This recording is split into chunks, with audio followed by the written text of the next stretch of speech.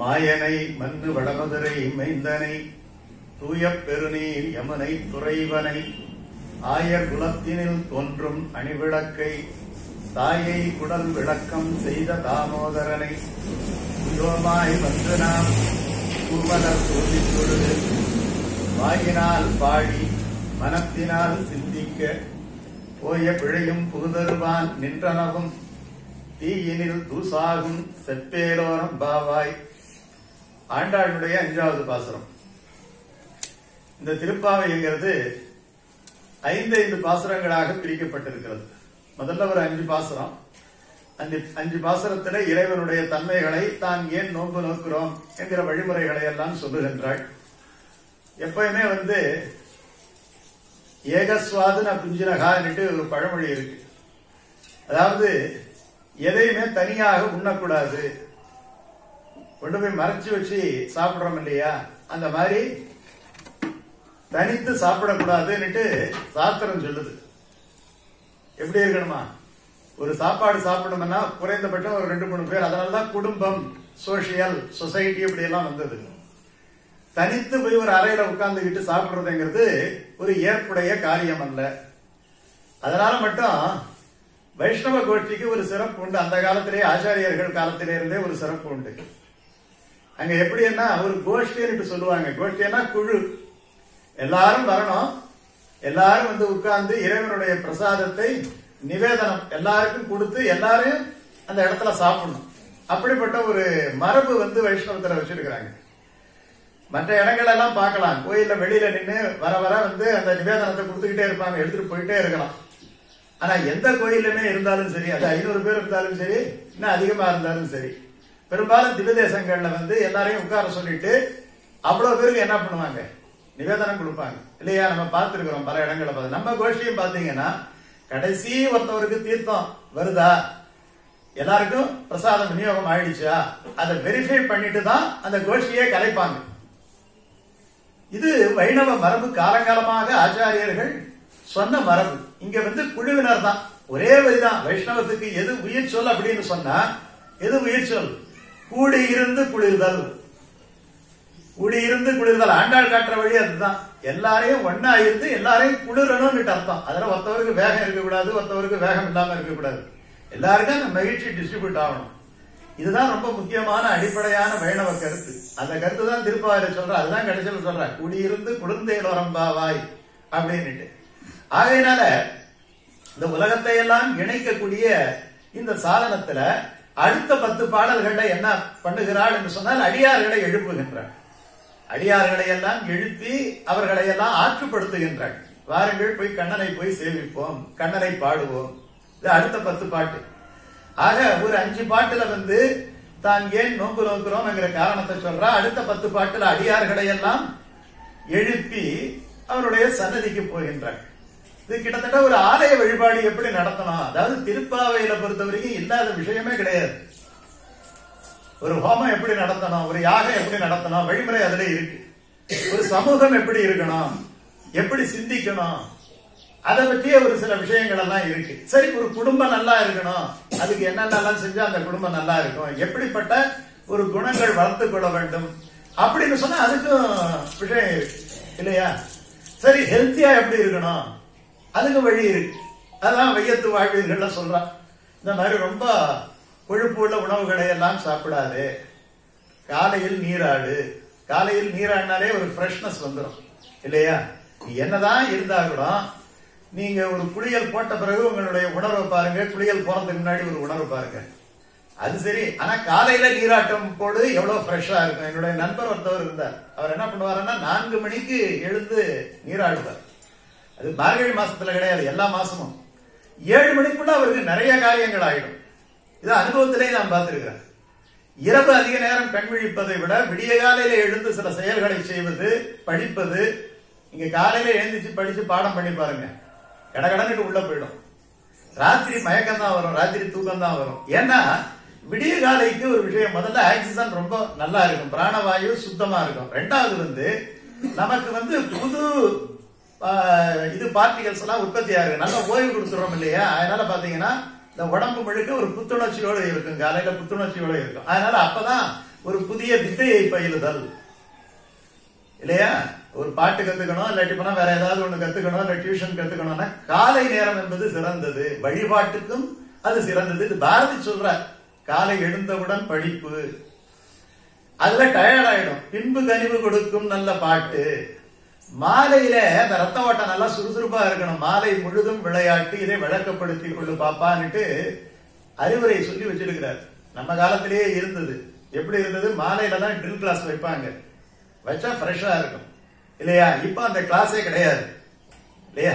உடல் ஆரோக்கியத்தை விட அவங்க வேற விஷயங்களுக்கு தான் முக்கியத்துவம் தர்றாங்க. இப்ப போயிட்டு ஜிம்ல பணம் கட்டி போய் அவன் தனியா போயிட்டு எக்ஸசைஸ் எல்லாம் பண்றான். ஒரு காலத்துல அப்படி கிடையாது. நம்மள கிரவுண்ட் ஓட விட்டதெல்லாம் தெரியும். அதனால இந்த நல்ல விஷயங்கள், வாழ்வியல் விஷயங்கள், எப்பயுமே ஒரு விஷயத்துல நமக்கு வாழ்க்கைக்கு, நடைமுறை வாழ்க்கைக்கு பொருந்தாத எந்த சாத்திரங்களும் நமக்கு பயன்படாது. வெறும் ஆன்மீகம் மட்டும் கிடையாது. ஆன்மீகம் வாழ்க்கை ரெண்டு இணைந்ததுதான் உயர்ந்த விஷயம். அதுல திருப்பாவை நம்ம தினசரி நம்ம நடந்து கொள்ள வேண்டிய அத்தனை முறையையும் ஆண்டாள் சொல்லுகின்றார். அப்படி அஞ்சஞ்சா பிரிக்கும் பொழுது அடுத்து என்ன பண்றா, ஒரு கோயில் வழிபாட்டுக்கு போயிட்டு அங்க போயிட்டு வாயில் காப்பான எழுப்பி ஒரு மேனரிசம் அழகா ஒரு இடத்துக்கு போனா எப்படி உள்ள நுழையணுங்கிறத சொல்லி தரலாம் இல்லையா. நம்ம ஒரு இடத்துக்கு போறோம், நம்ம பாட்டுக்கு உள்ள போயிட முடியாது, அங்க செக்யூரிட்டி இருப்பாங்க இல்லையா. செக்யூரிட்டி கிட்ட நம்ம விசிட்டிங் கார்டு தரணும், இருக்கா இல்லையா. இப்ப பெரிய இடத்துக்கு எல்லாம் போனா உள்ள கேட்டு சாத்தி இருக்கும், செக்யூரிட்டி கிட்ட போய் நம்ம விசிட்டிங் கார்டு தரணும், இன்னார் வந்திருக்கிறேன், அவர் உடனே போன் போட்டு கேட்பார், அனுப்புறியா அப்படின்னு. இந்த ஒரு புரோட்டோகால, இந்த வழிமுறையை ஆண்டாள் அன்னைக்கே சொல்லி இருக்கிறார். நீ நேரா போய் உள்ள நுழைய முடியாது, கோயில் காப்போன் வாயில் காப்போன். போன உடனே இந்த ராஜகோபுரத்தை முதல்ல வணங்க வேண்டும், கோபுர நாயனார் என்று பேர், அவரை வணங்க வேண்டும், துவஜஸ்தம்பத்துல போய் வணங்க வேண்டும், துவாரபாலகர்களை வணங்க வேண்டும். அதுக்கப்புறம் தான் என்ட்ரி. நம்ம பெருமாளை போய் பார்க்கணும், இன்னும் சொல்ல போனா தாயாரை பார்த்துட்டு பெருமாளை பார்க்கணும் அப்படிங்கிற ஒரு வரைமுறைகள் எல்லாம் இதுல இருக்கு. அதுதான் பின்னாடி ஆண்டாளும் சொல்ல போறா. நப்பிண்ணை பிராட்டியை எழுப்பி அதற்கு பிறகு கண்ணனை எழுப்ப போகிறாள் இல்லையா. நேரா கண்ணன் கிட்ட போயிடல. இவங்க கண்ணன் இவங்களோட பழகினவரா இருந்தாலும் கூட அவங்க நேரா போய் கண்ணனை எழுப்பல இல்லையா. முதல்ல கோயில் காப்பான், வாயில் காப்பான், உள்ள போயிட்டு அவங்க அப்பா அம்மா அவங்களை எழுப்பி அவங்க கிட்ட, வீட்டுல பெரியவங்க இருந்தா அவங்க பெர்மிஷன் வாங்கிக்கணும். ஒரு மரபை காமிக்கிறான். வீட்டுல பெரியவங்க இருந்தா ஒரு சாதாரண வாழ்வியல் தானே. வீட்டுல அப்பா அம்மா இருக்கிறாங்கன்னா வர்றவன் முதல்ல அப்பா அம்மாவை பார்க்கணும், எப்படி இருக்கிறீங்க என்ன இருக்கிறீங்க அப்படிதான் போகணும் இல்ல. அது வீட்டுல இருக்கிற மெம்பர்ஸ் எல்லாம் விசாரிக்கணும். இது எவ்வளவு ஒரு அழகான ஒரு வாழ்வியல் உண்மையை எடுத்து சொல்றா. நீங்க அதுல இருக்கிற ஆன்மீக தத்துவம் கூட அந்த பக்கம் இருக்கட்டும். இந்த ப்ரொசீஜர் எப்படி சொல்றா பாருங்க. நேரா போய் செக்யூரிட்டி கிட்ட கேட்கணும், அதுக்கப்புறம் உள்ள போகணும், அப்புறம் போய் அவங்க அப்பா அம்மா வயசானவங்க அந்த வீட்டுல இருந்தாங்கன்னா பெரியவங்களை போயிட்டு நம்ம தரிசனம் பண்ணணும். அதுக்கப்புறம் அந்த வீட்டுக்கார அம்மாவை ஒரு என்கொயரி பண்ணணும், இல்லாட்டி காப்பி வராது இல்லையா. அப்போ நப்பினை பிராட்டியை எழுப்பி அதற்கு பிறகுதான் கண்ணனை எழுப்புகின்றார். அப்புறம் அவங்க அண்ணன் தம்பி இருந்தா, பலராமன் இருந்தா, அவர்கிட்ட ஒரு விசாரிக்கணும். எல்லாரையும் சொல்லிட்டு கண்ணன் கிட்ட போகணும். இதெல்லாம் அடுத்து பாடல்கள்ல வருது. அதுக்கப்புறம் கண்ணன் கம்பீரமா நிக்கிறான். அதுக்கப்புறம் அவனை ஸ்துதி பண்றாங்க. முதல்ல அவனை பத்தி 4 வார்த்தை நல்ல வார்த்தை பேசுறாங்க இல்லையா. ஸ்தோத்திரம் பண்றாங்க. இந்த ஸ்தோத்திரம் பண்ணிட்டு போனவனே ஒரு விஷயத்தை கேட்க கூடாது. அவனை நன்கு பாராட்டி விட்டு, நான் பார்த்தேன், பேப்பர்ல பார்த்தேன், அவங்க போட்டோ வந்திருந்தது, இந்த இடத்துல பேசுறீங்க, இந்த மாதிரி அழைப்புதழ் எல்லாம் பார்த்தேன், ஏதோ புத்தகம் போட்டிருக்கீங்க போல இருக்கு, இப்போ அன்னைக்கு அதுல பார்த்தேன் இதுல பார்த்தேன்னு சொன்னா அவருக்கு கொஞ்சம் மகிழ்ச்சியா இருக்கும். அதுக்கப்புறம் போன உடனே நம்ம என்ன கேட்கணுமோ அதை கேட்டோம்னா இவன் காரியத்துல குறியா இருக்கிறான்ட்டு அவர் முதல்ல மனசு இழகாது இல்லையா. முதல்ல நம்ம ப்ரிப்பரேஷன் இருக்கு. எதை செய்வதற்கு முன்னாலும் தயார்படுத்துன்னுட்டு ஒரு ஸ்ட்ராட்டஜி எல்லாரும் சொல்லி தர்றது தான். உன்கிட்ட எந்த விஷயத்த சொல்லணும் அப்படிங்கிறதுனால மனசார உன்னை தயார்படுத்தணும். தயார்படுத்தின பிறகு அந்த விஷயத்த சொன்னா உனக்கு எந்த விதமான சங்கடமும் அந்த விஷயத்தை கேட்பதிலே இருக்காது. இதெல்லாம் வாழ்வியல் கலைகள். ஆன்மீகம், அதுல தத்துவம், தத்துவத்திரயம், விசிஷ்டாத்வைதம் எல்லாம் இருக்கு இல்லையா. ஆன்ம அனுபவம் இதெல்லாம் இருக்கு. ஆனா அதையும் மீறி இந்த வாழ்வியல் உண்மைகளை எல்லாம் சொல்லி இருக்கிறாள். அதனாலதான் திருப்பாவை என்பது எல்லாருக்கும் பொதுவான ஒரு நூலாக எடுத்துக்கொள்ளலாம். இது ரொம்ப அற்புதமான விஷயம். அதுல 5 6னா 6 வழிகள் 5 காமிக்கிறான். அதுல ஆரம்பத்துல பாத்தீங்கன்னா பரவாசுதேவனை பாடினான், நாராயணனே நமக்கே பறை தருவான். அப்புறம் நேரா பார்க்கடல், 2வது ஸ்டேஜ் இது. வியூகம் பார்க்கடல் அப்படின்னு சொல்றாங்க இல்லையா. வியூகநாதன் அங்க இருந்துதான் அடுத்து என்ன செய்யலாம்ங்கிறத சொல்றார். இது அவருடைய பர்சனல் ஆபீஸ் ரூம். அங்க இருந்தபடியே தான் ஜீவோ எல்லாம் போடுவார் இல்லையா. என்ன அவதாரம் எடுக்கலாம், யாரை எங்க அனுப்பலாம், இது வரைக்கும் தான் ரிஷிகளே போக முடியும். இது வரைக்கும் தான் ரிஷிகளே போக முடியும். எது வரைக்கும்? ஷிராப்திநாதன், அந்த ஷிராப்தி கரை, இந்த பார்க்கடல், அது வரைக்கும் தான் போக முடியும். வைகுண்டம் போவதுங்கிறது அவங்களால முடியாது. வைகுண்டம் யாருக்கு உரிமையானதுன்னு சொல்றாங்க. வைகுண்டம் புகுவது வைணவர்களுக்கு உரியது. அவனையே நம்பி, அவனையே சரணடைந்து, அவனிடத்திலே ஆழங்கால் பட்டு, அவனையே எண்ணி அவருடைய உலகத்தை அடைய வேண்டும் என்று யார் நினைக்கிறார்களோ அவர்களுக்கு உரியது வைணவம் இல்லையா? வைணவம் என்பது, இது பரமபதம் என்பது அவர்களுக்கு உரியது. அதனால நித்தியசூரிகள், முக்தர்கள், நித்தியர்கள் இவங்கதான் இங்க போகலாமே தவிர, ஆனானப்பட்ட உலகங்களை எல்லாம் ஏற்படுத்திய விஸ்வாமித்திர மகரிஷி பரமபதத்தில் இருக்கிறார் என்று எந்த புராணத்திலேயாவது சொல்லியிருக்கா? சொல்லவே கிடையாது. பரமபதத்தில் இருக்கக்கூடியவர்களால கருட விக்பக்ஷேன இவர்களும் நித்தியர்களும் ஆழ்வார்களும் ஆச்சாரியர்களும் தான் இருக்கிறதா சொல்றாங்களே தவிர, இந்த பரமபதத்துல விஸ்வாமித்திர மகரிஷி வேற எந்தெந்த மகரிஷியோ இருக்கிறாங்க இல்லையா, துர்வாச மகரிஷி, இவரெல்லாம் அங்க இருக்கிறாரெல்லாம் கிடையாது. அவர்களுடைய எல்லை லிமிட் பார்க்கடல் வரைக்கும் தான். இதுதான் பார்க்கடலுள் பையத்து என்ற பரமன் அடிபாடின்னு அடுத்த பாட்டுல சொன்னான். அதுக்கு அடுத்த பாட்டுல ஓங்கி உலகளந்த உத்தமன் விபவ அவதாரத்தை சொன்னான். விபவ அவதாரம். அதுக்கப்புறம் ஆழி மழை கண்ணான்ட்டு இந்த மழையினுடைய தேவதைய கூப்பிட்டு நீ எப்படி மழை பெய்ய வேண்டும் அப்படிங்கறத சொன்னான். அடுத்த பாடல்ல மாயனை மண்ணு வடமதுரை மைந்தனை என்கிட்ட ஆரம்பிச்சு இங்கேயும் ரொம்ப அற்புதமா இங்க கிட்டத்தட்ட ஒரு பல சுருதியே சொல்லிடுறான். எப்படி வழிபாடு நடத்த வேண்டும், எப்படி வழிபாடு நடத்த வேண்டும். அதாவது நம்ம கோயிலுக்கு போறோம், கோயிலுக்கு போய் பெருமாளை கும்பிடுறோம், பெருமாள் கிட்ட போய் பிரார்த்தனை பண்றோம். சிலது பலிக்குது, சிலது பலிக்க மாட்டேங்குது. நம்ம என்ன நினைக்கிறோம், கோயிலுக்கு போனோம், கோயிலுக்கு போயிட்டு நம்ம இதெல்லாம் பண்ணமே, ஏன் பலிக்கல அப்படிங்கறத மட்டும்தான் நம்ம நினைக்கிறோம் இல்லையா? கோயிலுக்கு போனோம், பெருமாளை கும்பிட்டோம், பெருமாளுக்கு அர்ச்சனை பண்ணோம், ஆனா நம்ம நினைச்சது பலிக்கலையே அப்படிங்கிறது மட்டும்தான் நம்ம கருத்தா இருக்கு. ஏன் பலிக்கலைங்கிறத பத்தி நம்ம கவலைப்படுறது கிடையாது இல்லையா? முறையா அந்த கோயிலுக்கு போயிட்டு முறையா நம்ம வழிபாடு நடத்தினோமா? அது 10,000 ரூபாய், 20,000 ரூபாய், 30,000 ரூபாய் செலவு அழிக்கிறத பத்தியே பிரச்சனை கிடையாது. ஆண்டாள் அதுக்கு ஒரு நுட்பமான ஒரு கருத்தை இந்த பாசுரத்துல வச்சு சொல்றான்.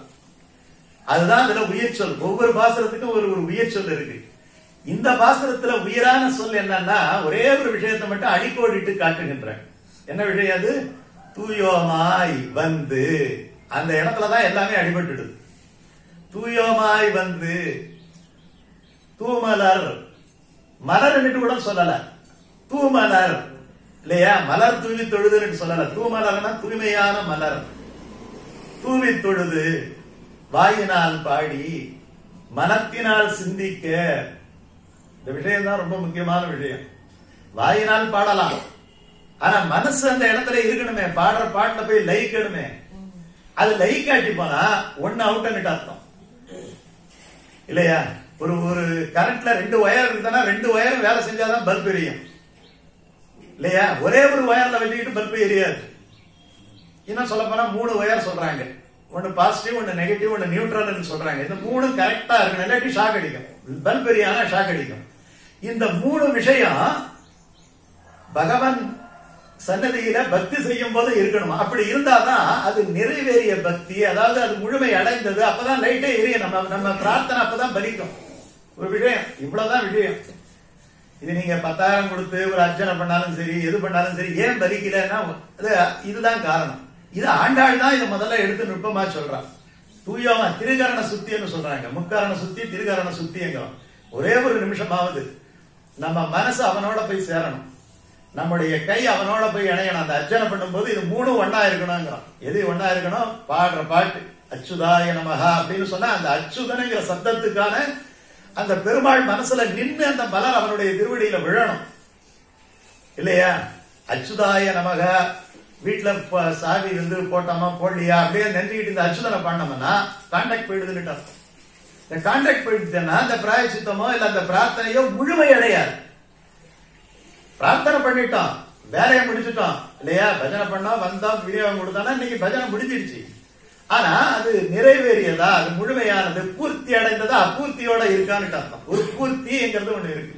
அந்த பூர்த்திங்கிறது இப்படி அடைந்தால்தான் பூர்த்தி. எப்படி? தூயோமாய் வந்து, தூமலர் தூவி தொழுது, வாயினால் பாடி, மனத்தினால் சிந்திக்க. இது கரெக்டா ஒர்க் அவுட் ஆயிடுச்சுன்னா போய பிழையும் புகுதருவான். எவ்வளவு பாவம் பண்ணிருந்தாலும் அவன் எரிச்சு விட்டுருவான். அதுக்கப்புறம் கிரகங்களோ மற்றதோ அவன்கிட்ட விளையாடுவதற்கு வழியே கிடையாது. எப்படிப்பட்ட ஜாதகமா இருந்தாலும் தூக்கி கிடாசிட்டு அடுத்த வேலையை பார்க்கலாம். ஏன்னா அவனுடைய திருவடி வாரத்துல போய் விழுந்துட்டோம். இனிமே காப்பது அவனுடைய பொறுப்பு, காப்பது அவனுடைய பொறுப்பு. காப்பது கிரகங்களினுடைய பொறுப்பாகவோ அல்லது நம்முடைய சொந்த மன வலிமையின் பொறுப்பாகவோ இருக்கின்ற பொழுது நமக்கு பல பிரச்சனை வரும். நமக்கு எவ்வளவு ஸ்ட்ரென்த் இருக்கோ அவ்வளவு ஸ்ட்ரென்த் தான் எதிரியை தள்ள முடியும். விஷயம் எடுத்துக்கங்க, நம்ம எவ்வளவு பலவானவானாலும் இருக்கலாம். 10 பேரை சமாளிக்கலாம். 15 பேர் வந்துட்டா சரி, 15 பேரை சமாளிக்கலாம். 20 பேர் வந்துட்டா 20 பேரை சமாளிக்கலாம். 30 பேர் வந்துட்டா என்ன பண்றது? ஆனா நம்ம நோஞ்சானா இருந்தாலும் கூட நீங்க பாத்துருப்பீங்க இல்லையா, பெரிய வில்லனா இருப்பான், நோஞ்சானா இருப்பான், ஊதனா கீழே விழுந்துருவான். ஆனா அவனை சுத்தி ஒரு 1000 பேர் இருப்பாங்க காப்பாத்துறது. அந்த மாதிரி பெரிய ஆள் பெருமாள் பின்னாடி இருக்கிறாருன்னா நம்ம நோஞ்சானா இருக்கிறத பத்தி கவலையே கிடையாது. ஏன்னா அவர் பாத்துக்க போறாரு. அவர்கிட்ட இருக்கிற சக்கரம் இருக்கு, அவரிடத்துல இருக்கக்கூடிய சங்கம் இருக்கு, அவரிடத்துல இருக்கக்கூடிய ஐம்படைகள் இருக்கு, எல்லாம் அது பார்த்துக்கும். நம்ம என்ன கவனிக்க போறோம்? ஏன்னா நமக்கு பின்னாடி சப்போர்ட் யாரு? பெருமாள். பெரிய ஆளை நம்ம சப்போர்ட்டா வச்சுக்கிட்டோம்னா நம்ம வேற யார பத்தியும் கவலைப்பட வேண்டியது. இது ஒரு புதுமையான ஒரு விஷயத்தை ஆண்டாள் சொல்லி தரான். பெருமாளை நம்பு, இந்த பெரியவனை மாயவனை அப்படின்னுட்டு சிலப்பதிகாரத்துல சொல்றாரு இல்லையா, பெரியவனை மாயவனை அவன் எதை செய்தும் காப்பாற்றும். நீங்க பாருங்க, சகாதேவன் வந்து நாள் வச்சு கொடுத்துட்டான். அவன் வச்சோம்னா அந்த நாள்ல நிச்சயம் நடந்துதான் ஆகணும். கண்ணன் கிட்ட போய் கேக்குறாங்க, இந்த மாதிரி நாள் கொடுத்துட்டே இல்ல, அவ்வளவுதான் ஒழிஞ்சது போன்னு அவரு. ஆனா எல்லாவற்றையும் மீறி கண்ணன் பாண்டவர்களை காப்பாத்துறாரா இல்லையா? காரணம் பாக்கி பேரெல்லாம் நாளை நம்புறான், சகாதேவனை நம்புறான், படைய நம்புறான். அதுல இருக்கிற பீஷ்மாச்சாரியா, துரோணாச்சாரியா, கிருபாச்சாரியா இவங்கெல்லாம் வில்லாதி வில்லர்கள். அவங்கள வந்து நம்புறான் துரியோதனன், அவங்கள நம்புறான். ஆனா தர்மன் யார நம்புறான்? பாண்டவர்கள் யார நம்புறாங்க? ஆயுதமே இல்லாத, ஆயுதங்கள் எல்லாம் உடைய பீஷ்மரையும் துரோணரையும் அஸ்வத்தாமனையும் கர்ணனையும் நம்பியவர்கள் எல்லாம் வீழ்ந்தார்கள். ஆயுதம் எடுக்காமல் வெறும் சாட்டையை மட்டும் வைத்துக் கொண்டு தேரை மட்டும் ஓட்டிய பார்த்த சாரதியாகிய கண்ணனை நம்பினார்கள். கண்ணனை நம்பினால் அவர்களுக்கு நம்பினார் கெடுவதில்லை 4 மறை தீர்ப்பு, நல்லவர்க்கும் ஏழையர்க்கும் ஆண்டவனே காப்பு. பசிக்கு விருந்தாவான், நோய்க்கு மறந்தாவான், பறந்தாமன் சன்னதிக்கு வாராய் நெஞ்சே என்று பாட்டு. அந்த மாதிரி நம்பினார் கெடுவதில்லை 4 மறை தீர்ப்பு பாரதி பாடி இருக்கிறார். அதை எடுத்து கண்ணதாசன் பின்னாடி ஒரு பாடலை எழுதுறார். அதைத்தான் ஆண்டாள் ஸ்ட்ரெஸ் பண்ணி சொல்றான், அழுத்தமா சொல்றான். அதுதான் இந்த பாசுரத்தில் இருக்கக்கூடிய உயிர் சொல். தூயோமாய் வந்து காலையில எழுந்து நீராடுகின்றோம் அப்படி என்று சொன்னால் அது உடல் தூய்மை. உடல் தூய்மை வரும் பொழுது நமக்கு ஒரு பக்தி தானாவே கிடைக்கும். அது ஒரு சைக்காலஜி. அது நமக்கு நீங்க கோயில குளிக்காம அழுக்கு துணியோட கோயிலுக்கு உள்ள போக பிடிக்குதா? கோயில் வாசல்ல வந்தாலும் பிடிக்குதா? பிடிக்கல. ஏன்? எது தடுக்குது உங்களுக்கு? போனா சாமி அடிக்க போறாரா? போகலாம். ஆனா நமக்கு உள்ளுணர்வே தடுக்குது. இன்னைக்கு கொஞ்சம் சுத்தமா இல்லை, நம்ம போய் நல்லா குளிச்சுட்டு கிழிச்சிட்டு நம்ம போனோம்னா நமக்கு ஒரு மனசு லயப்படும். இது ஒரு காரணம். இதுதான் வள்ளுவர் சொல்றார், உடல் தூய்மை நீராலமையும். உடல் தூய்மை நீரால கழுவிக்கலாம். ஆனா மன தூய்மைங்கிறது பக்தி என்கிற நீராலே. கண்ணநீர் கைகளால் இறைக்கும் சங்கு சக்கரங்கள் என்றே கைகூப்பும் தாமரை கண்ணென்றே தளர்வன்ட்டு ஆழ்வார் சொன்னார் இல்லையா, அந்த மாதிரி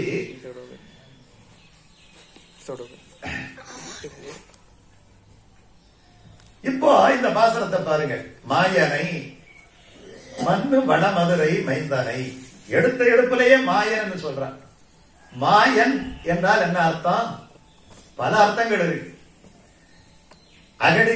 அகடித கடனா சாமர்த்தியம் என்று சொல்றாங்க. இங்க இருக்கிற மாதிரி இருக்கிறான், அங்க இருக்கிறான், அது மாயமா? இல்ல அந்த சூரியனையே தன்னுடைய கையாழி கொண்டு மறைக்கிறான், அது மாயமா?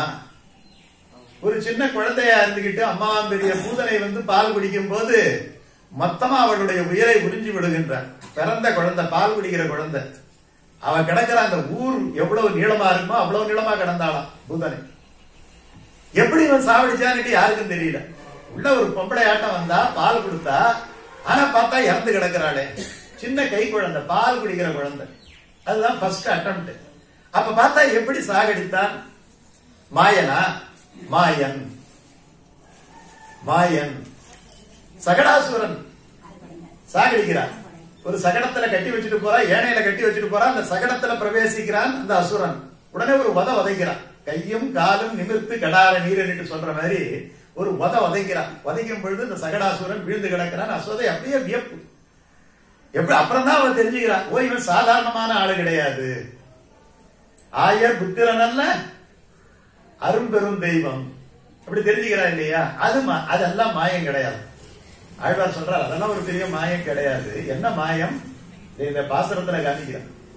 எது மாயம் என்று சொன்னால், பரமபதத்திலே எல்லா விதமான பெருமைகளையும் நிறைந்து இருக்கக்கூடிய உயர்ந்த உத்தமனாகிய ஒருவருக்கும் ஈடு இணை ஒப்பாரும் மிக்காரும் இலையாய மாமாயா என்று ஆழ்வார் சொல்ற மாதிரி அவனுக்கு ஒப்பமும் இல்லை மிக்கவும் இல்லை. அந்த மாதிரி இருக்கக்கூடிய ஓமையே சொல்ல முடியாத, தனக்கு ஓமை இல்லாதானாக விளங்குகின்ற அவன் ஒரு ஆட்சியர் குடிசையிலே வந்து அந்த அம்மாவனுடைய மடியில படுத்துக்கிட்டு இருக்கிறான் இல்லையா? சர்வாதிகாரம், சர்வஜன், சர்வசக்தன் அப்படி சொல்றான் இல்லையா? இப்படிப்பட்ட எம்பெருமான் ஒரு குழந்தையா வந்து படிப்பறிவு இல்லாத, அவளுக்கு பால்ல இருந்த அந்த வெண்ணைய கடை வந்த தவிர வேற என்ன தெரியும்? ஒண்ணும் தெரியாது இல்லையா? இடக்கை வலக்கை அறியா ஆயர்கள் சொல்றாரு. இடக்கை வலக்கை கிராமர் தெரியாதான் பேசும் பொழுது. பிச்சாங்கை சொத்தாங்கையம்பாங்களாம் இல்லையா? வலது இடது என்று கூட சொல்ல தெரியாமல் இருக்கக்கூடியவர்கள்.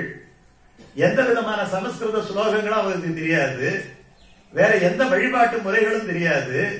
ஒரு உத்தரணியில பஞ்ச பாத்திரம்னா என்ன பாத்திரம்? பஞ்சத்துக்கு உரிய பாத்திரமானு கேட்பாங்க இல்லையா?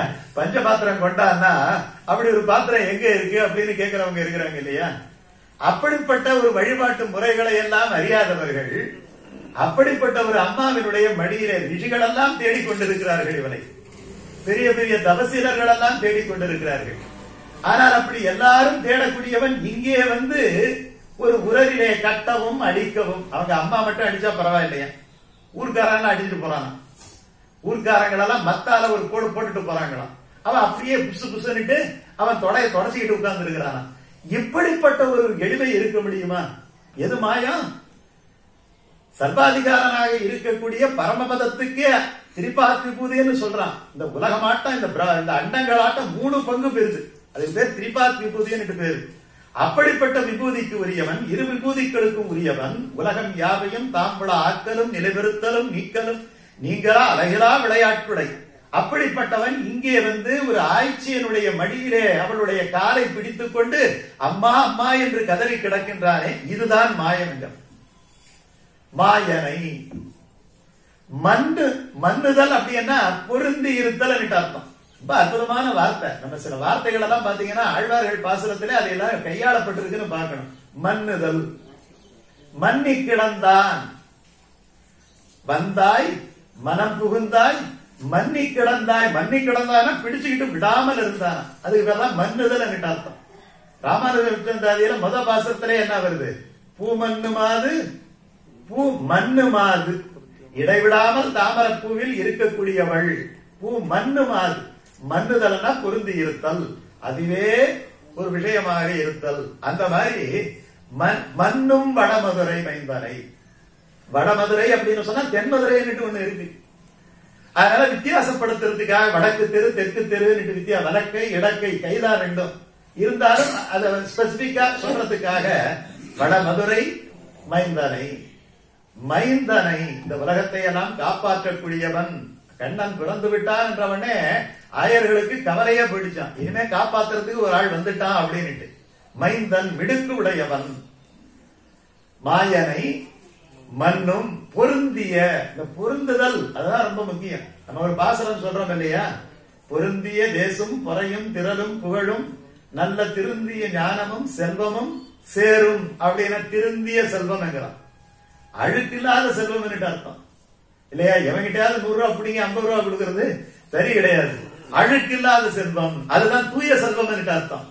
தானே உழைத்து சம்பாதித்த ரூபாயில ஒருத்தவன் செலவு பண்றான்னா அதுக்கு ஒரு தூய்மை சுத்தி இருக்கு இல்லையா? நாய் விட்ட காசு குறைக்காதுங்கிற மாதிரி ஏதாவது ஒரு அகழ்தி கடனா சாமர்த்தியம் எல்லாம் பண்ணிட்டு அதுல எடுத்துக்கிட்டு அதுல ஒரு கோயிலே கட்டுறான்னு வச்சுக்கீங்க, அது பொருந்துமானா அது பொருந்திய செல்வம் கிடையாது, பொருந்தா செல்வம். அந்த சட்ட பொருத்தமா போட்டுக்கணும். அதனாலதான் பாசுரத்துல செல்வம்னு சொல்லலாம் இல்லையா? அப்படி சொல்லவே இல்லை. பொருந்திய செல்வம், பொருந்திய தேசம். பொருந்திய தேசம்னா பவுடர் அடிக்காம இருந்தாலும் கூட அவருடைய முகத்துல ஜாஜ்வல்யம் இருக்கணும். பவுடரே அடிக்க வேண்டாம், மேக்கப்பே போட வேண்டாம் இல்லையா? பாதி பேர் மேக்கப்ல தானே இருக்கிறோம். மேக்கப்பை கலைச்சிட்டா ஒரிஜினல் தெரிஞ்சிடுது இல்லையா? அதனாலதான் சொல்றார் பொருந்திய தேசம் பொறையும் பொருந்திய பொறையும். இந்த பொருந்துதல் என்கிறது இதேதான். இந்த மன்னுதல் இதுதான் பொருத்தமாக சொல்றான். அதனால மண்ணு வடமதுரை மைந்தனை தூய பெருநீர், தூய பெருநீர் யமுனை துறைவனை. தூய என்ன தூய்மையுடைய, பெரு என்ன பெரியன்னு அர்த்தம், பெருமை உடையன்னு அர்த்தம். யமுனை பொதுவா கங்கா கங்கான்னு தான் சொல்லுவோம்.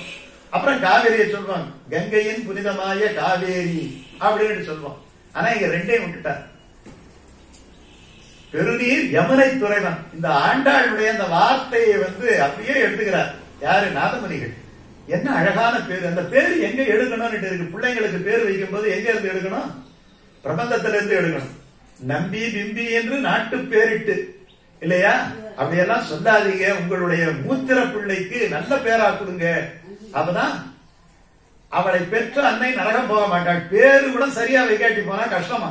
யாரு பிறந்த பிள்ளைக்கு தாய் இப்படிதான் பேர் வைக்கணும். பேரு யார் வைக்கணும்? தாய் வைக்க வேண்டும் இல்லையா? காரணம் அந்த பிள்ளைய கூப்பிடும் பொழுது பகவானை கூப்பிடுற மாதிரி ஆயிடும்.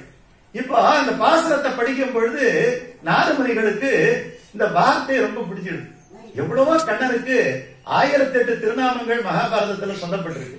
விஷ்ணு சகஸ்ரநாமம் அப்படின்னு இல்லையா? விஷ்ணு சகஸ்ரநாமம் அப்படின்னு சொல்லப்பட்டிருக்கு. இவ்வளவு பேர் இருக்குது இல்லையா? ஆனா இங்க நாதமுனிகள் இந்த யமுனை துறைவன்ங்கிற பேரை தான் எடுத்துக்கிறார். பேர் எடுத்துக்கிட்டு இனிமே பிள்ளைக்கு பேர் வச்சுட்டார். ஈஸ்வர முனியன்னுட்டு பேர் வச்சுட்டார். இப்ப பிள்ளைக்கு பேர் வைக்க முடியாது. நம்ம எல்லா பிள்ளைங்களுக்கு தான் பேர் வச்சாச்சு. இனிமே பறக்க போறது பேர பிள்ளைங்க தான். ஆக பேர பிள்ளைக்கு இந்த பேர் வச்சிடணும். யாரு முடிவு பண்றார்? நாதமுனிகள் முடிவு பண்றார். என்ன பேரு? எவ்வளவோ சமஸ்கிருத பேரெல்லாம் இருக்கு. ஆனா எங்க இருந்து எடுக்கிறாரு? திருப்பாவில இருந்து எடுக்கிறார். எடுத்து இனிமே ஒரு பேர குழந்தை பிறந்தால் அவனுக்கு யமுனை துறைவன் யாமுன முனின்னு ஆள வந்தாரு. பேர குழந்தைக்கு அது யமுனை துறைவன் யாரு? நம்முடைய ஆச்சாரியர் ஆள வந்தார் இல்லையா? அதனால அந்த பேரை வைக்கிறாராம், யமுனை துறைவனை. பெருநீர் யமுனை துறைவனை. பெருநீர்னா பெருமை உடையன்னு அர்த்தம். தூய பெருநீர், தூய்மையும் பெருமையும் உடைய பிரம்மாண்டமான யாமுனாம் அதிகம்பீரம் என்கிறான். யமுனை நதி அவ்வளவு கம்பீரமா இருக்குமா? அப்படிப்பட்ட ஒரு நதிக்கு எப்படி பெருமை வந்தது அப்படின்னு சொன்னா, எப்படி பெருமை வந்ததா? கண்ணன் பிறந்து விட்டான். பிறந்த உடனே கம்சன் வந்துருவான். உடனே இவனை கொண்டு போய் அந்த பக்கத்துல இருக்கிற ஆயர் குலத்துல ஆயர் குடியில கொண்டு போய் சேர்க்கணும். நடுவுல பெரிய யமுனை யாரு? இந்த பக்கத்துல கம்சனுடைய அரண்மனை, அந்த பக்கத்துல இருந்து தூக்கிட்டு போகணும். உங்களுக்கு கதை எல்லாம் தெரியும். உடனே வாசுதேவர் மேல ஒரு கூடையில வச்சு தூக்கிட்டு போறார். தூக்கிட்டு போனா அங்க பெருமழை, பெருவெள்ளம், பெரிய இருட்டு. எப்படா இந்த பக்கம் கிடக்கிறது? படகோட்டி கிடையாது, ஒண்ணும் கிடையாது. எப்படி போகணும்? பிரார்த்தனை பண்றான். உடனே யமுனை வழிவிட்டது. யமுனை வழிவிட்டது. எப்படி வழிவிட்டதுன்னு அழகா எழுதுறான். எழுதும் போது வெள்ளத்துல நடக்கிறான். கொஞ்சம் கொஞ்சமா கொஞ்சம் கொஞ்சமா கொஞ்சம் கொஞ்சமா போறான். வெள்ளம் இதுவரை வந்துருச்சான், இதுவரை வந்துருச்சான், இதுவரை வந்துருச்சான். வெள்ளம் வடிகிற மாதிரியே தெரியல. இனிமே பரந்தாமனுடைய இஷ்டம், அவன் இஷ்டம். என்ன அதுல ஒரு நுட்பமான விஷயம் என்ன, நமக்கு துன்பங்கள் வந்தாலும் சட்டுன்னு போற மாதிரி தெரியாது. சில மாத்திரை எல்லாம் சொல்லுவான், நோயை அதிகப்படுத்தி அப்புறம் தான் நீக்குமா. வெள்ளம் வடியில ஒரு நுட்பம் பாருங்க. நமக்கு பிரார்த்தனை பண்ண பண்ண கஷ்டம் கூடுதல்பான். சில பேர் சொல்லுவாங்க, கோயிலுக்கு போனதுல இருந்தெல்லாம் கஷ்டமே அதிகமா இருக்கு, முன்னாடியாவது கொஞ்சமா இருந்தது. பெருமாள் கிட்ட போன அவர் பாட்டுக்கு இஷ்டத்துக்கு கொடுக்குறாருன்னு சொல்றவங்க இருக்கிறாங்க இல்லையா? நான் என்னுடைய கஷ்டம் போகணும்னு போனா கொஞ்சம் கூடுதலா தான் இருக்கும். அதுக்கு பெரிய உதாரணம் இது. எப்படி அந்த தண்ணி கொஞ்சம் கொஞ்சமா மேல ஏறுதான். எதுக்காக மேல ஏறுதுங்கிறத ஆச்சாரியார் சொல்றார். மேல கூடையில கண்ணனை போட்டு வச்சிருக்கிறார். சின்ன குழந்தை இல்லையா? அந்த கால் அப்படியே வெளியில தெரியுதான் கூடையில இருந்து.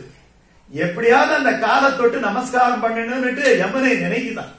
அதனால அது கொஞ்சம் கொஞ்சமா கொஞ்சம் கொஞ்சமா கொஞ்சம் கொஞ்சமா மேல போய் அந்த காலை அந்த ஸ்பெரிசம், அந்த காலை திருவடியை தொட்ட உடனே பரமபாக்கியம் அடைஞ்சிருச்சான். சுத்தி அடைந்து விட்டது, தூய்மை அடைந்து விட்டது. எப்போ? பெருமாளுடைய காலை தொட்டு. அதனாலதான் நமக்கு சடாரின்னு வைக்கிறோம். சடாரி வச்சா நம்ம தூய்மை அடைந்து விட்டோம்னு அர்த்தம். அந்த சடாரி தான் எம்பெருமானுடைய திருவடி. அந்த எம்பெருமானுடைய திருவடியை தொட்டவுடன் பெருநீர் யமுனை தூய பெருநீர் அடைந்து விட்டது. தூய பெருநீர் யமுனை துறைவனை, அந்த யமுனையிலேயே விளையாடினான். கங்கைக்கு இல்லாத பெருமை யமுனைக்கு எப்படி கிடைத்ததுன்னு சொன்னா, நான் எல்லாம் போல இங்க சில பேர் எல்லாம் போயிட்டு வந்திருக்கிறாங்க. அந்த யமுனா நதியில இருக்கக்கூடிய மண்ணை அள்ளிக்கிட்டு போறவெல்லாம் இருக்கிறான். அப்படி அள்ளி அங்க மண்ணே கிடையாது, பையில வச்சுக்கிட்டு வந்துடுறாங்களாம். அங்க போய் விழுந்து சாஷ்டாங்கமா நமஸ்காரம் பண்றது. ஏதோ ஒரு யுகத்திலே இங்கேதானே நான் வணங்குகின்ற கண்ணன் விளையாடினான், இங்கேதானே அவன் நீராடினான், இங்கேதானே குதித்து விளையாடினான், இந்த இடத்திலே தானே நாகப்படம் மீது நர்த்தனம் ஆடினான். அப்படியெல்லாம் சொல்லி சொல்லி அங்க இடத்துல விழுந்து வணங்குகின்றவர்கள் எல்லாம் இருக்கு. அப்படிப்பட்ட யமுனை துறைவன் ஆயர் குலத்தினில் தோன்றும் அணி விளக்கு. விளக்கு என்கிறான். அச்சுத பானுன்னு பேரு. கண்ணனுக்கு என்னன்னு பேரு? அச்சுத பானுன்னு பேரு. ராமனுக்கு என்ன பேரு? ராம திவாகரம் பேரு. நம்மாழ்வாருக்கு என்ன பேரு? வகுள பூஷண பாஸ்கரன் பேரு. பாஸ்கரன் சூரியன் பேரு. விளக்கு என்பது இவர்களெல்லாம் வழிகாட்டியார். ஒருத்தவன் விளக்கு அடிச்சாதான் போக முடியும். சம்சாரம் வைக்கிறது இருட்டு. அந்த இருட்டுல நமக்கு வெளிச்சம் கிடைச்சாதான் நம்முடைய வாழ்க்கை பயணம் போகும். அப்படி வெளிச்சம் காட்டியவர்கள் லோகதிவாகரம் திருமங்கையாழ்வாருக்கு பேர். கவிம் லோகதிவாகரம் இல்லையா? கலையாமி கவி கலித்வம்சம் கவிம் லோகதிவாகரம் பேர். அந்த மாதிரி ஆயர் குலத்தினில் தோன்றும் அணி விளக்கு. அணி என்ன? அழகுன்னு அர்த்தம். அணி என்ன? சிறப்பு செய்தல் அர்த்தம். விளக்கு என்ன? வழிகாட்டி. அந்த குலத்துக்கு இப்ப இதுவரைக்கும் பாத்தீங்கன்னா ஒரு குலத்துக்கு ஆயர் குலம் என்று சொன்னா நமக்கு என்ன தோணுது? கண்ணன் தானே அவங்க குலதெய்வம், அவங்க குலத்திலே உதித்தான். இன்னைக்கு அதுதான் சொல்லிட்டு இருக்கிறாங்க அவங்க, எங்க குலக்கடவுள் இல்லையா? அப்படி ஒரு குலத்துக்கு ஒரு அணி விளக்காக தோன்றினான் யாதவ குல முரளி என்று சொல்றார். யாதவ குலத்துக்கு ஒரு விளக்காக தோன்றினான். ஆயர் குலத்தினில் தோன்றும் அணி விளக்கை. தாயை குடல் விளக்கம் செய்த தாமோதரனை. தாயை குடல் விளக்கம் செய்த இதுதான் மாயன் என்கிற சத்தத்துக்கு இந்த பாட்டுல அர்த்தம். தாயை குடல் விளக்கம் செய்த தாமோதரனை. இந்த கருப்பைய கருவறை அதுக்கு பேர் இல்லையா? கருவறை ரெண்டு இடத்துக்கு கருவறை பேர். ஒண்ணு பெருமாள் இருக்கக்கூடிய உள்ள இருக்க கிடக்கு, அதுக்கு இடம் வேற பேர் வைக்க கூடாதா? கருவறை. தாயினுடைய வயிற்றுல அந்த கர்ப்பப்பைக்கு என்ன பேரு?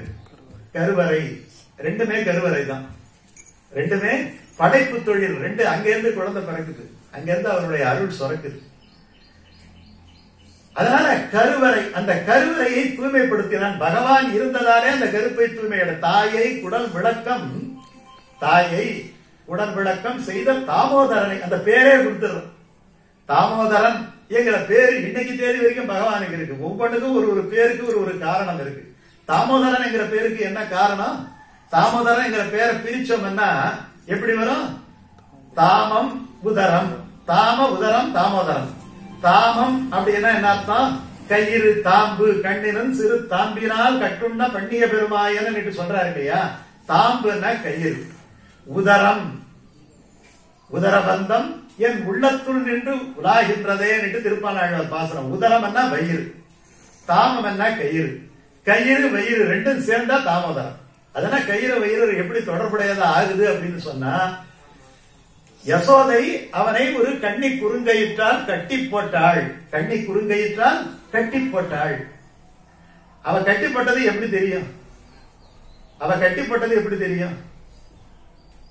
ஆனா அது உலகத்தார் எல்லாம் தெரிய வேண்டும். சர்வாதிகாரனான நான் என்னுடைய தாயானவள் கட்டி போட நான் அதுக்கு கட்டுப்பட்டு இருந்தேன் என்பதை உலகத்துக்கெல்லாம் சொல்லியாக வேண்டும். தாயில் சிறந்த கோயிலும் இல்லை, தந்தை சொல்மிக்க மந்திரம் இல்லை. தந்தை சொல்மிக்க மந்திரம் இல்லைங்கிறதுக்கு பரசுராம அவதாரம், தந்தை சொல்மிக்க மந்திரம் இல்லைங்கிறதுக்கு ராம அவதாரம். தாயில் சிறந்த கோயிலும் இல்லை. கோயில் எல்லாம் கருவறை இல்லையா? அப்ப தாயை குடல் விளக்கம் செய்த தாமோதரனை. அந்த வார்த்தையை பாருங்க, தாயில் சிறந்த, வேற வார்த்தையை போல மந்திர கிந்திரம் எல்லாம் அந்த இடத்துல பேசல. தாயில் சிறந்த கோயிலும் இல்லை. கோயில் அப்படின்னா கோயில் இல்லம், இறைவன் இருக்கக்கூடிய இல்லம், தலைவன் இருக்கக்கூடிய இல்லம் என்று வருது இல்லையா? அப்ப தலைவன் இருந்த கோயில் யசோதையினுடைய கருவறை. அதனால தாயை குடல் விளக்கம், இவனை பெற்ற வயிறுடையாள் என்ன நோன்பு நொற்றாளோ என்று சொல்லும்படியாக தாய்க்கு ஒரு பெரிய பெருமையை தந்தவன்.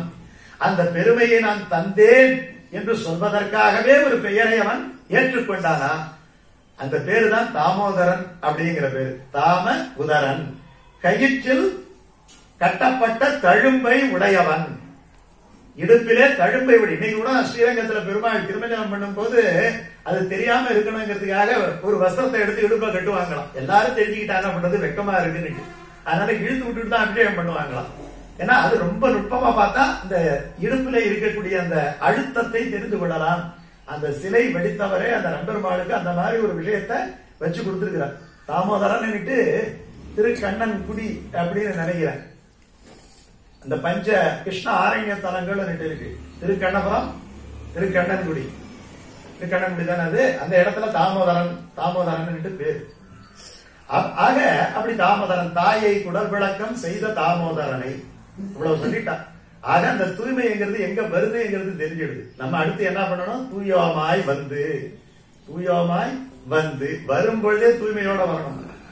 தூமலர் தூவி தொழுது, தூய்மையான மலர்கள். அதுக்கு நிறைய விஷயங்கள் இருக்கு. 8 மலர்கள் ரொம்ப அற்புதமான ஸ்லோகம் இருக்கு. மலர்கள்ங்கிறதுக்கு வெறும் மலர்கள் மட்டும் காரணம் கிடையாது. என்ன பண்ணணுமோ, பிரத்தியாரிடத்திலே துவேஷம் இல்லாமல் இருப்பது, கருணையோடு இருப்பது, அன்போடு இருப்பது இல்லையா, இதெல்லாம் ஒவ்வொரு மலர்கள் என்று சொல்றான் சாஸ்திரத்துல. அதனால அந்த மலர்கள் 8 வகையான எண்மலரிட்டு வணங்கினேன் என்று சொல்றாரு இல்லையா, அப்படி 8 மலர்களால வணங்க வேண்டுமா. அப்ப பொறாமைங்கிற எண்ணத்தோட நம்ம அர்ச்சனை பண்ணோம்னா பலிக்காது. அப்ப அதை முதல்ல அந்த மலரை எடுத்துடணும். எடுத்துட்டு பொறாமையின்மை என்கிற ஒரு மலரை எடுத்து அவனுடைய திருவடிகளிலே போடணும். அதுதான் தூமலர்னு பேர். இதெல்லாம் மலர், காசு கொடுத்து வாங்குற மலர். இது இல்லாம மலர்கள் எப்படி எடுக்கணும்னு மலர்கள் பாத்தீங்கன்னா இயன்ற அளவு தானே பறித்து தன் கையாலே தானே மாலை கட்டி. ஏன்னா ஆண்டாள் எப்படி பண்ணா, சூடி கொடுத்த ஆண்டாள் இல்லையா, கடையில வாங்கி அவர் மாலை போட்டா. அவரே ஒரு நந்தவனம் வச்சாரு பெருமாளுக்குன்னு. அந்த நந்தவனத்தில இருந்து அவரே பறிச்சாரு. அந்த பூக்களை எல்லாம் வாசனையோட செலக்ட் பண்ணி நல்லா இல்லாட்டி தூக்கி போட்டுருவாராம். நல்ல மலர்களை எடுத்து மாலையாக கட்டி போட்டாள். அதுதான் பாமாலைக்கு பூமாலைக்கு அதுதான் அழகு. அதுதான் தூமலர். நம்ம வேற வழியில விலை கொடுத்து வாங்குறோம். ஆனா ஒரு மலர்கள் நம்ம போடுகின்ற பொழுது இப்படி எல்லாம் சொல்லுது. அது இப்படிதான் பறிக்கணும், இப்படிதான் கட்டணும். இது ஃபர்ஸ்ட் கிளாஸ் முதல் பகுதி. அது விநியோகம் கூட பாத்தீங்கன்னா நம்ம கையாலேயே நம்மளே சுத்தத்தோட நம்ம வச்சு கொஞ்சம் ஒரு கிண்ணத்துல பால் சாதமோ இல்லாட்டி போனா ஏதோ வைக்கிறதுங்கிறது அது ஒரு பக்கம். வேற வழி இல்ல, சில விஷயங்களை நம்ம செய்யறோங்கிறது ரெண்டாவது விஷயம். பட் பிரியாரிட்டி எதுக்கு? எது தூய்மை? அதுதான் தூய்மை. நம்மளே ஒரு சுண்ட காய்ச்சின பாலை கொண்டு போய் பிரேம பாவத்தோட கொண்டு போய் வச்சோம்னா அதுதான் முதல் நிலை. அடுத்த நிலை தான் பாக்கி விஷயங்கள் எல்லாம். தானே செய்வதுங்கிறது முதல் நிலை. காரணம் நமக்காக நம்ம செய்யறோம். அதுதான் சுத்தி எனக்கு பேரு. அதனால தூமலர் தூவி தொழுது. தூவுதல்னா அங்க எங்க வாரி இறக்கிறாங்களா, அவங்களுக்கு அன்புதான் முக்கியம். எப்படி எல்லாம் செய்யணும், அப்படி எல்லாம் போகணுங்கிறதெல்லாம் தெரியாது இல்லையா. செய்யத்தக்க அல்ல செய்யக்கெடும், செய்யத்தக்க செய்யாமையாலும் கெடும் வள்ளுவன் சொன்னான். என்ன அர்த்தம்? உனக்கு தெரியாததை செய்யாத, தெரிஞ்சதை நல்லா செய். எல்லாருக்கும் சொல்றது அதுதான். சில வீட்டுல எல்லாம் என்ன பண்ணுவாங்கன்னா, தங்களுக்கு தெரியாத ஒரு உணவை சமைக்கிறேன் என்று விட்டு அந்த உணவை கெடுத்துடுவாங்க. உனக்கு நல்லா இட்லி சுட தெரியுமா, இட்லியே சுட்டுட்டு போ இல்லையா. நீ புதுசா போயிட்டு நான் வேற ஏதாவது செய்யறேன்னு சொல்லிட்டு அண்டா குண்டா எல்லாம் எடுத்து கழுவுற மாதிரி வச்சுக்காதன்னு சொல்றோம் இல்லையா. அந்த மாதிரி உனக்கு எது தெரியுமோ அதை செய். தூமலர் தூவி தொழுது. வாயினால் பாடி, வாய் பெற்ற பயன் பாடுதல். வாய்க்கு எது அழகு? வெத்தலை பாக்கு போட்டா அழகு, நல்ல உணவு உண்டால் அழகு. இந்த வாய் மட்டும் 2 காரியத்தை பண்ணுது இல்லையா. ஒண்ணு, தகாத உணவை சாப்பிடுகிறது, தகாத வார்த்தையை பேசுகிறது. உலகத்தில் இருக்கக்கூடிய எத்தனை துன்பங்களுக்கு அகப்புற துன்பங்கள் 2 விஷயத்தை சொல்றான். அகம் புறம். அகத்திலே வருகின்ற துன்பம் உடம்புக்கு வருகின்ற நோய். அது பெரும்பாலும் எதனால வருது? அந்த நோய்க்கு எது காரணமாக இருக்கிறது? வயிறு தான் காரணமாக இருக்கு. பெரும்பாலும் நோய்கள் எல்லாம் வயிற்றில் இருந்து தான் ஆரம்பிக்கும். சரியா? அதனால வயிறு தான் காரணம் பெரும்பாலான நோய்க்கு. அந்த நோய்க்கு, அந்த வயிற்றுக்கு என்ன காரணம்? அந்த நோய்க்கு எந்த வாசல் வழியா அது உள்ள போச்சு? வாய் வழியா தான் போச்சு. ஆகையினாலே உண்ணக்கூடாததே உண்டு. இன்னைக்கு பெரும்பாலும் ஆஸ்பத்திரியில போன உடனே என்ன சாப்பிட்டீங்கன்னு தான் கேட்கிறாரு இல்லையா. டாக்டர் போன உடனே நீ என்ன ராத்திரி என்ன சாப்பிட்டீங்கன்னு அதை வச்சுக்கிட்டு அவர் கண்டுபிடிச்சிடுவார். இது உண்ணக்கூடாத உணவை உண்ணுவதால் வருகின்ற வேதனை. அதே மாதிரி பகை வளருது இல்லையா? ஒருத்தவனுக்கு நிறைய பகைவர்கள் இருக்கிறாருன்னா வேற ஒண்ணும் பார்க்க வேண்டாம். 5 நிமிஷம் அவன்கிட்ட பேசினா நம்மளே சொல்லலாம் இவன் இருக்கிறதே கஷ்டம். ஏன்னா வர்ற வார்த்தையெல்லாம் அப்படி ஆட்டோமேட்டிக்கா அவருக்கு தானா நண்பன் கூட பகைவன் ஆயிடுவான். அவன் பேசுற வார்த்தையை வச்சு இவன்கிட்ட வாயை கொடுக்க கூடாதுன்னு இல்லையா? வார்த்தைகள் அப்படி சலு சலு சலுன்னு வரும். நான் முழுக்க 2ஆம் பாவம் கிட்ட இருக்கும், பாகிஸ்தான் முழுக்க அவுட் ஆயிருக்கும். அதனால அவங்கிட்ட பாத்தீங்கன்னா இப்படிப்பட்ட வாக்கு தான் இருக்கும். ஆனா இது 2ம் தான் தொல்லைகளுக்கு காரணம்ங்கிறதால என்ன? பகவன் நாமம். இறைவனுடைய சன்னதியிலே போய் அவருடைய நாமத்தை பாடுங்கள், கண்டதை பாடாதீர்கள், கண்டதை பேசாதீர்கள். நாராயணா என்ன நான் என்ன நாவே சொல்றாரு இல்லையா? சிலப்பதிகாரத்துல 2000 வருஷத்துக்கு முன்னாடி சொல்ற கேசவன் சீர் கேளாத செவி என்ன செவி. இந்த செவியிலே எப்பொழுதுமே கேசவனுடைய பெருமையை கேட்டுக் கொண்டிருங்கள். இந்த வாயினாலே எப்பொழுதுமே நாராயணாவின் நாமத்தை பாடுங்கள். நல்ல பிரசாதத்தை நீங்கள் உணவாக ஏற்றுக்கொள்ளுங்கள். அது ஆத்மாவை வளர்க்கும். இல்லாவிட்டால் உடம்பத்தான் வளர்க்கும். உடம்பை வளர்க்கின்ற உணவா, உடம்பையும் ஆன்மாவையும் வளர்க்கின்ற உணவா என்று இருந்தால் இதுதான் இந்த இடத்துல தூய்மை என்று சொல்றான். தூயமாய் வந்து நாம் தூமலர் தூவி தொழுது வாயினால் பாடி மனத்தினால் சிந்திக்க. எதை சிந்திக்கணுமா? நம்ம கிட்ட இருக்கிற கவலைகளை எல்லாம் சிந்திக்க கூடாதான். எப்ப சிந்திக்கணும்? எம்பெருமானையே சிந்திக்கணுமா? பெரியாழ்வார் இவங்க அப்பா ஒரு வழி காட்டுறார். எப்பெல்லாம் அவருக்கு கஷ்டம் வருமோ அப்பெல்லாம் அவர் பகவானை நினைப்பார். அப்படி பகவானை நினைக்கும் போது அழகான பாட்டு பாடுறாரு இல்லையா?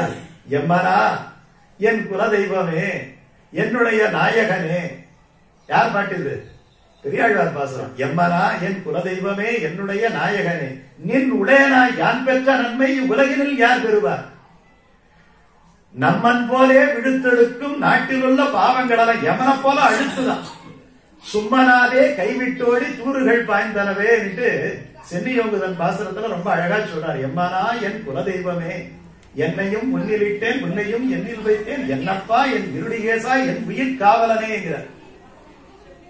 இதுதான் ஆண்டாள் இந்த இடத்துல சொல்றார். நினைத்திருந்தே சிரமம் தீர்ந்தேன் நேமி நெடியவனே என்று பெரியாழ்வார் சொல்றார். கஷ்டம் வரும்போதெல்லாம் பகவானை நினைத்துக்கொள், கஷ்டம் போயிடும். ஒரு சின்ன வழி சொல்றார். பாக்கியாளெல்லாம் நினைக்காத. நம்ம என்ன நினைக்கிறோம்? கஷ்டத்தை யார் கொடுத்தாலும் அவனை நினைச்சுக்கிட்டு இருக்கிறோம். கஷ்டத்தில இருந்து விலக்கிற வழி. நீ எப்பொழுதுமே பிரச்சனையை பார்க்காதே, பிரச்சனைக்கான தீர்வை பார். பிரச்சனை என்பது 4 திசைகளில் இருந்து வரும். பிரச்சனைக்கான தீர்வு யார்கிட்ட இருக்கு? சாவி அவன் தான் வச்சுக்கிட்டு இருக்கான். அவன்கிட்ட போ. நினைத்திருந்தே சிரமம் தீர்ந்தேன் நேமி நெடியவனே. அதத்தான் இந்த இடத்துல சொல்றார். தூயமாய் வந்து நாம் தூமலர் தூவி தொழுது வாயினால் பாடி மனத்தினால் சிந்திக்க போய பிழையும் புகுதருவான். எல்லா விதமான பிழைகளும் போய்விடும். அப்ப துன்பத்திற்கு காரணம் நம்மோடு இருக்கக்கூடிய பிழைகள். நம்ம செய்த தப்பு தான் துன்பத்துக்கு காரணம் இல்லையா? அந்த தப்பு இல்லாட்டி போனா நமக்கு துன்பம் வருவதற்கான எல்லாமே துன்பம் தான். பிழை அப்படின்னா என்ன? ஒரு தப்பு பண்ணிட்டோம் கஷ்டப்படுறோம், காசு இல்ல கஷ்டப்படுறோம், ஏதாவது ஒரு தப்பான வார்த்தையை சொல்லிடுறோம் கஷ்டப்படுறோம், தப்பான ஃபுட்டு சாப்பிடுறோம், உணவு சாப்பிடுறோம் கஷ்டப்படுறோம். அதெல்லாம் பிழைகள். அந்த பிழைகள் எல்லாம் ரெக்டிஃபை பண்ணிடுவார். போய பிழையும் புகுதருவார் நின்றனவும் எப்படி போமா? தீயினில் தூசாகும் செப்பு. ஒரு தீயிலே போட்டா பஞ்சு போட்டா இருந்த இடமே தெரியாது, இருந்த இடமே தெரியாது. அதெல்லாம் கடைசி நாள் போகி நாள வச்சாங்க. மார்கழியில எல்லா விதமான விஷயங்களும் செஞ்சாச்சு. இனிமே சுத்தி தவிர வேற எதுவும் இருக்கக்கூடாது. அதனால எல்லாத்தையும் தீயில போட்டு எரிச்சிடு. தீயினில் தூசாகும் செப்பேர் வரம் பாவாய். எதை செப்பணும்? செப்பு செப்பு செப்புன்னு சொல்றோம். எதை செப்பணும்? இறைவனுடைய திருநாமத்தை தூய்மையாக வந்து தூமலர் தூவி தொழுது ஒரே ஒரு வரிதான் காமிக்கிறான். நல்லா போங்க, பகவானை நல்லா கும்பிடுங்க, அவனை பாடுங்க. பாடினவனா நீங்க வந்து கிளியர் ஆயிட்டீங்க, உங்களுக்கு கஷ்டங்கள் எல்லாம் எதுவும் கிடையாது. ஒரே ஒரு வழியத்தான் அதுல சொல்றேன். எப்படி போனா நல்லா குளிச்சுட்டு நேரா பகவான் சன்னதிக்கு போங்க. மனசுல வேற விஷயங்களே வச்சுக்காதீங்க. முடிஞ்ச அளவுக்கு தூய்மையாயிருங்க. பிரத்யார் மேல நீங்க எந்த கவனமும் வைத்துக் கொள்ளாதீர்கள். வைத்தால் நன்மை தீமைகள் எல்லாம் நம்மளை போய் அடையும். Don't compare. யாரையும் செய்யாதீங்க. மலர்களால் அவனை வணங்குங்கள். வணங்கினால் உங்கள் பிழைகள் போய்விடும். பிழைகள் போய்விடும்னா துன்பங்கள் போய்விடும் அர்த்தம். பிழை என்பதற்கு துன்பம். எல்லா துன்பங்களும் நீங்கி நீங்க ஃப்ரெஷ்ஷா வெளியில வந்துடலாம். ஒரு வீடியோ ஒன்று நான் போட்டேன். போடும்பொழுது ஒரே ஒரு வரி அதை சொல்லி முடிச்சிடுறேன். நம்ம பிரார்த்தனை பலித்ததா பலிக்கவில்லையா அப்படிங்கிறதுக்கு ஒரே ஒரு நம்ம செக் பண்ணிக்க முடியுமா? செக் பண்ணிக்க முடியுமா? செக் பண்ணிக்கலாம். எப்படி செக் பண்ணிக்கலாம்? இப்ப பஜனைக்கு வர்றோம். பஜனைக்கு வந்த பிறகு நீங்க பஜனை எல்லாம் முடிச்சிட்டோம். முடிச்ச பிறகு நம்ம வினியோகம் வாங்கிட்டு போகும்போது நம்ம மனசுல ஒரு சந்தோஷம் இருக்கணும். அதுக்கு முன்னாடி நேற்று எந்த பிரச்சனை இருந்தாலும் கூட வேதாத்ரி மகரிஷி சொல்லுவார், நாளை இன்றைக்கு துன்பம் என்று நினைத்தால் நாளையும் துன்பம் தான். இன்றைக்கு இன்பம் என்று நினையுங்கள், நாளைக்கு இன்பம் தான் வரும் என்ன இல்லையா? தம்மின் மெலியாரை நோக்கி தமது உடமை அம்மா பெரிதென்று அகமகிழ்க இல்லையா? இதை சொல்ற நான் சந்தோஷமா இருக்கிறேன். முதல்ல எல்லாரும் சொல்லுங்க, ஏதாவது ஒரு சில 10 விஷயத்தையாவது நல்ல விஷயத்தை நமக்கு கொடுத்துருப்போம். இன்னைக்கு ஆரோக்கியத்தை கொடுக்குறோம், ஒரு டிக் பண்ணிக்கிங்க. இன்னைக்கு யார்கிட்டயும் போய் 5 ரூபா வாங்க வேண்டிய அவசியம் கிடையாது, ஒரு டிக் பண்ணிக்கிங்க. கை காலெல்லாம் நல்லா இருக்கு, ஒரு டிக் பண்ணி. சாப்பிட்டா சாப்பாடு ஜீரணம், அது ஒரு டிக் பண்ணிக்கிங்க. இது வரைக்கும் பெரிய பகை ஒண்ணு இல்லை, டிக் பண்ணிக்கிங்க. நல்லா தூங்கினா தூக்கம் வருது, ஒரு டிக் பண்ணிக்கிங்க. எத்தனை டிக் வருது? இதைகளெல்லாம் நினைத்துக் கொண்டு இவ்வளவு பகவான் இன்னைக்கு கொடுத்துருக்காருன்னா நாளைக்கு எந்த டிக்கை கழட்டி விடுவான்னு தெரியலையே. இன்னைக்கு வரைக்கும் நல்லா இருக்கிறோம். God bless us. நமக்கு கடவுள் ஆசீர்வாதம் பண்ணிருக்கிறாரு நினைச்சுக்கிட்டு சந்தோஷமா இருங்க. நாளைக்கு 2 டிக்கு சேருமா? அப்படி இல்லாட்டி ரிவர்ஸ்ல நினைச்சோம்னா இது ஒரு சைக்காலஜி. ரிவர்ஸ்ல நினைச்சீங்கன்னா ஒரு டிக்கா போயிடுமா. ஐயோ காலு வலிக்குதேன்னு நினைச்சா வலி அதிகமா போயிட்டே இருக்குமா. சைக்காலஜி சொல்ற முடியல காலம்னா முடியாதுங்கிற, வலி அதிகமா தான் இருக்குங்கிற. அதே மாதிரி என்னால ஒண்ணுமே முடியல, என்னால ஏந்திரிக்க முடியல, உட்கார முடியல, சாப்பிட முடியல அப்படின்னா சாப்பிட முடியாதுங்கிற, சாப்பிட முடியாது. இது இந்த சைக்காலஜி, ஹியூமன் சைக்காலஜி. இதெல்லாம் தான் ஆழ்வார்கள் சொல்லி தருகிறார்கள்.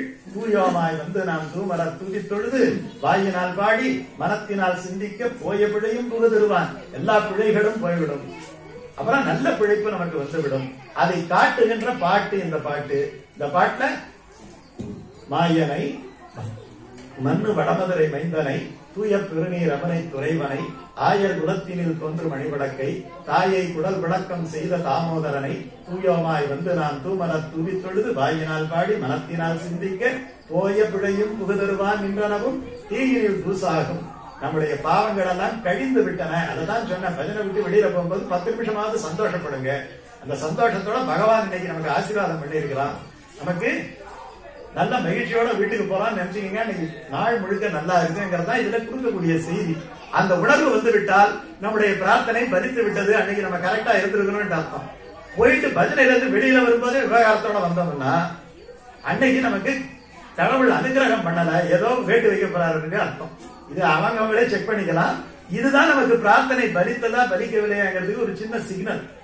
கோயிலுக்கு போயிட்டு வருகின்ற பொழுது நமக்கு ஒரு நிச்சலமான ஒரு நிர்மலமான ஒரு நிம்மதி இருக்கணும். அந்த நிம்மதிக்காக தான் அங்க போறோம். அங்க போய் நிம்மதி குறைஞ்சா அங்க போக வேண்டிய அவசியமே கிடையாதுங்கிறத பெரியவர்கள் காட்டிய வழி.